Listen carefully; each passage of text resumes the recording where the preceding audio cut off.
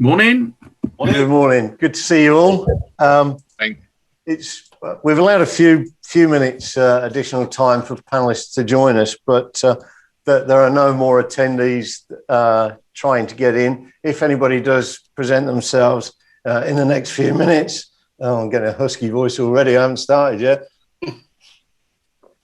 We will, of course, let them in, but in order to keep to time, I know you're all very busy people. I'd like to kick off if that's okay with you. So good morning, everybody. I'm sure most of you know, my name is Tim Waples and I'm a director of BITA. And it's my pleasure to welcome you and thank you for joining us today for this somewhat delayed 2020 annual general meeting. Delayed because for obvious reasons, we were not able to hold an AGM as usual last year. We were hopeful that restrictions might have eased to allow us to stage a live event, but sadly, this was not the case.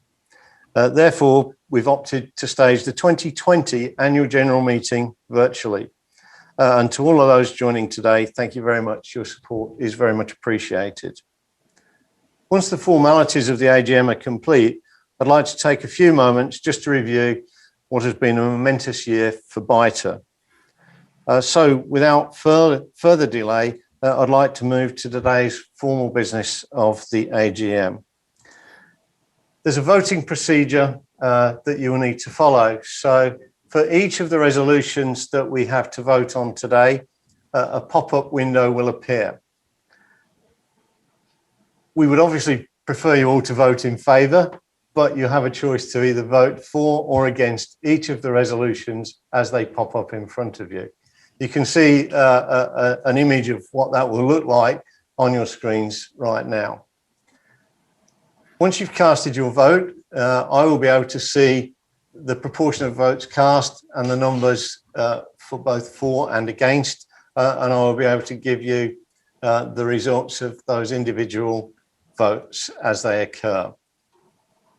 As each individual vote concludes, the next resolution will appear. So I hope it works as it should. I know you're all highly sophisticated individuals with a huge command of technology. David, I know you're currently working with 2 screens this morning, so I'm expecting no less than 2 votes from you. So we'd like to continue. Firstly, please, to approve the minutes of the AGM, which took place on the 11th of June 2019. And to approve these minutes as being a true and accurate record of that meeting. Could you all vote now, please?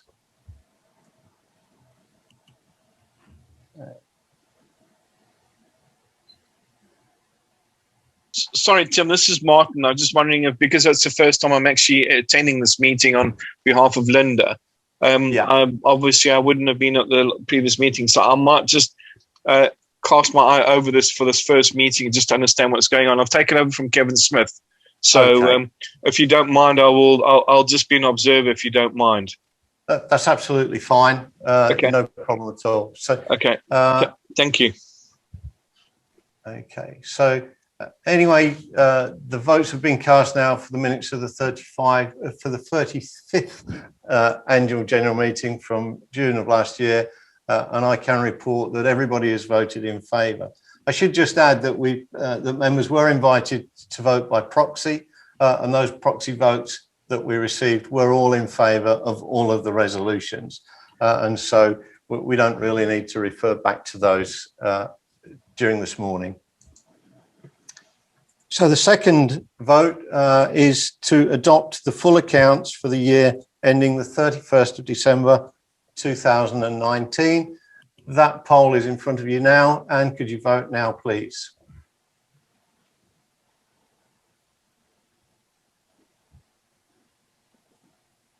I'm impressed with the technology, Tim. What can I say? I have to admit, David, that I have some able-bodied assistants to my left-hand side out of shot that are doing all of this clever stuff and making me look wonderful. Yeah. But I'm also pleased to report that resolution has been carried 100% by those attending today. So thank you for that. The next is to approve the appointment of our auditors, Griffinstone, Mosscrop and Company of 21 to 27 Lambs Conduit Street in London as association auditors for the year ended 31st of December 2020. Could you all vote now, please? You're ahead of me, you lot. Come on. So do we get a certificate of achievement if we get these all right? The only Sorry, James. Is if you get it wrong. Then you'll certainly hear from us. Oh, yeah. Okay, no problem. And I'm pleased to report that your approval has been given for the appointment of Griffinstone Mosscrop for the 2020 accounts. And then finally, this one's an easy one for those of you that are not directors of BITA to vote upon, to approve the recommendation that the directors of British Industrial Truck Association do not receive any remuneration. I think it's most unfair. Vote now, please. That's including those directors of BITA, unfortunately.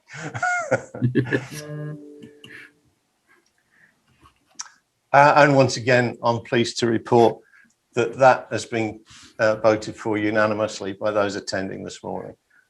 So that concludes the voting. And I very much thank you for your time and trouble to do that. So we now move on to item 3, and that is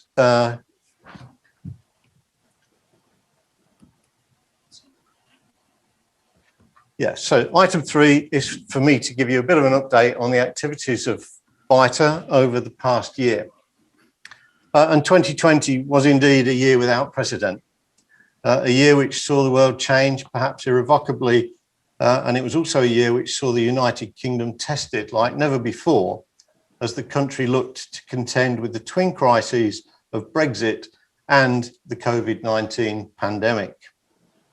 In the spring of 2020, as the country looked to transition to life outside of the European Union, BITA revealed that sales of industrial trucks in the UK had remained robust during 2019, despite the uncertainty of Brexit.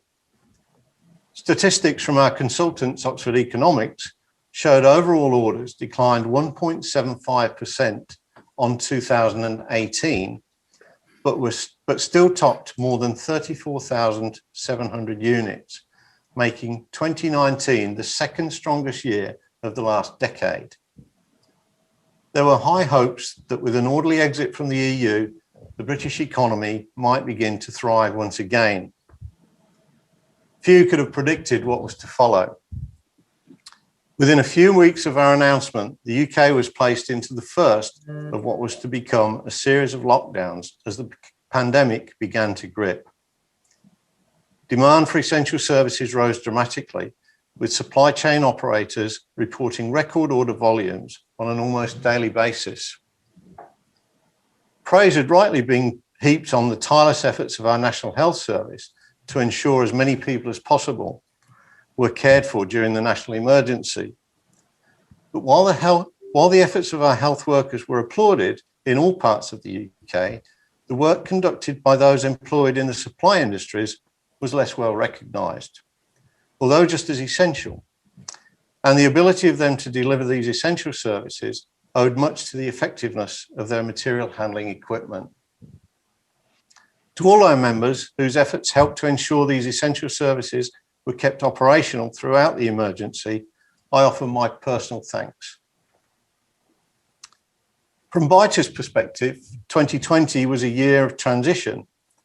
We had announced at the 2019 IMH exhibition our intention to merge with sister trade association, the Forklift Truck Association, to form a single organisation representing all aspects of the UK material handling sector.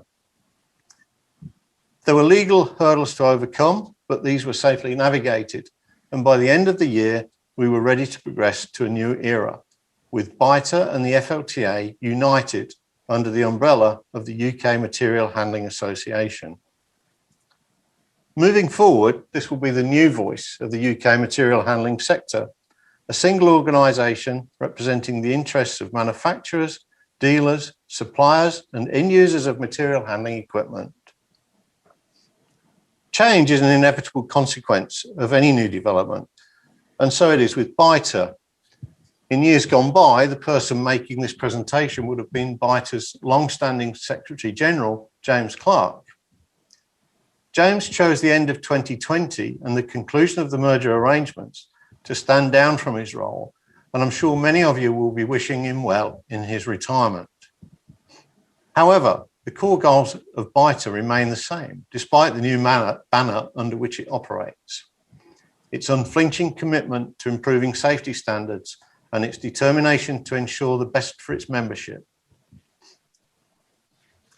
That commitment to safety was again evidenced during our leadership of the National Forklift Safety Day campaign, which, despite the challenge of lockdown, again delivered a key safety message to an engaged audience. We also continue to produce our informative guidance notes, which are made freely available to BITA members, helping them stay compliant with latest legislation.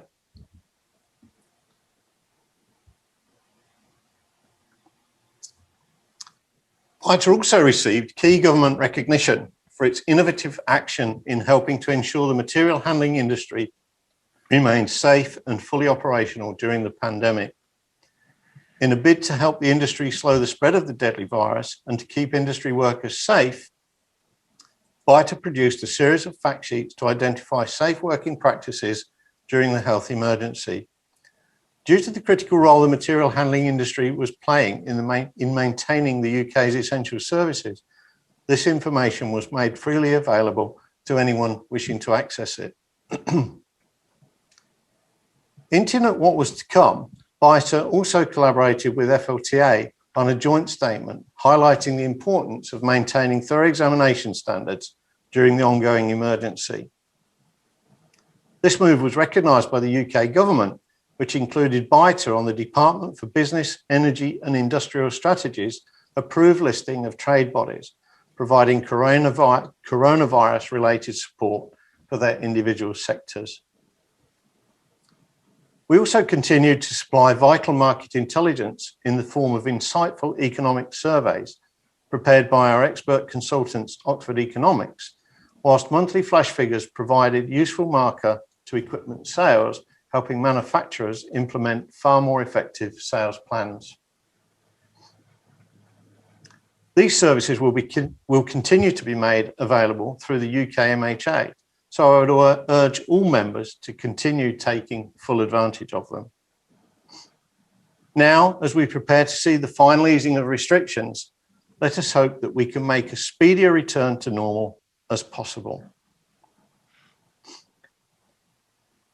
We will now move to our next item, which is your opportunity to pose any questions. If I could ask you please to use the raise your hand facility that's available to you on your screen. And if you have a question, I will then ask you to deliver that question verbally and do my very best to answer it. If you ask a question that I'm unable to answer, then I will guarantee to come back to you with a response within the next 24 hours. Okay, so are there any questions from any of the participants in today's webinar, please?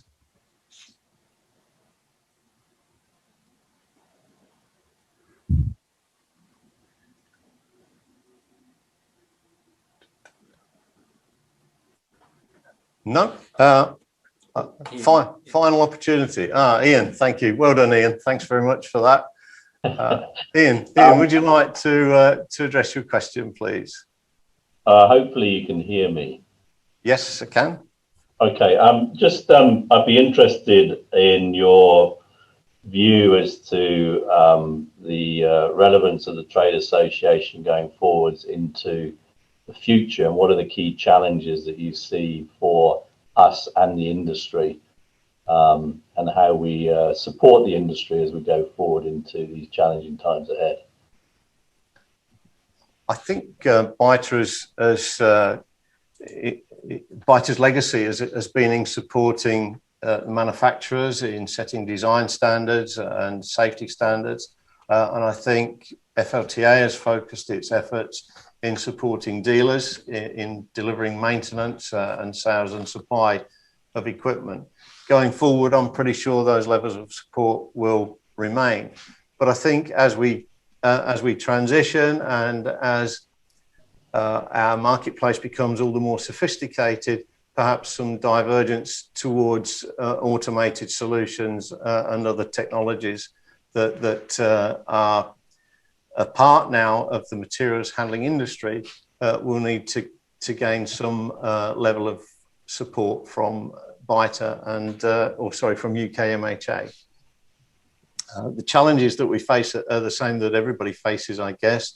It's to maintain safety standards whilst delivering affordable products.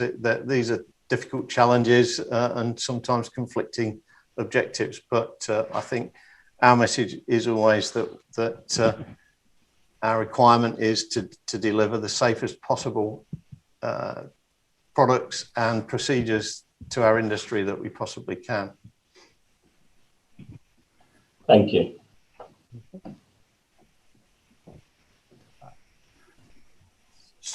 Are there any further questions from any other participants today? David Callis, I think you've put your hand up. I did, yes. Just a straightforward question. When do you see the final mergence of FLTA and BITA into UKMHA, and I presume BITA and FLTA symbols will gradually be removed? Yeah, I think you'll probably see now from our current marketing that UKMHA is taking the lead, although we are still showing both the BITA and the FLTA logos as subsets under most of our marketing activities. In terms of the full and complete chemical merge of BITA and FLTA into UKMHA, it's largely dependent upon some resolutions with legal elements, but our target is still that we will be in a position to fully integrate at the end of this year. That is subject to a satisfactory resolution to one or two legal matters that still prevail. Yeah, thank you. Any further questions, please?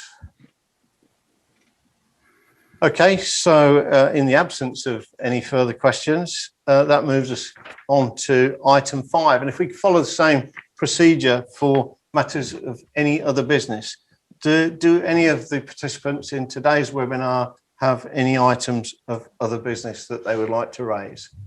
If so, either raise your hand manually, as David did, or virtually using the facility on screen.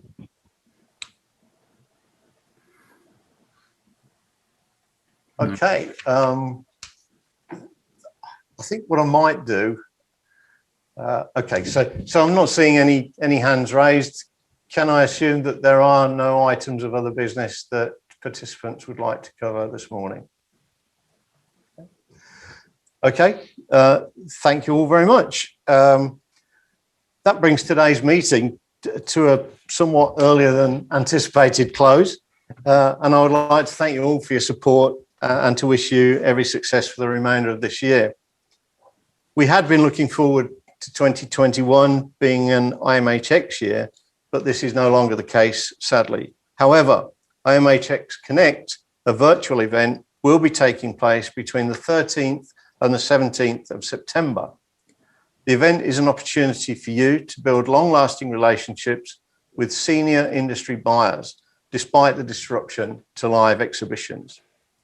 As co-owner of the IMHX show, BITA, under the umbrella of UKMHA, has joined with our joint venture partner Informa to offer an easy-to-use digital event platform, especially to facilitate effective networking. Thousands of decision makers are expected to register for the event and will be able to interact with more than 100 exhibitors throughout the week. We're helping to shape the focus and direction of the event, and UKMHA are looking forward to hosting several educational and informal, easy for you to say, informational sessions during the week. If you've not already registered for the event, then I would urge you to do so. Details of how to do this can be found on the BITA website. And finally, for anyone wishing to view today's meeting again, this presentation will be available to watch on demand by following the link on the BITA website. Thank you all very much for your attendance today, and it's goodbye from me. Thank you all very much indeed. Thank you. Right. Thank you. Tim. Thank you, Tim. Well done.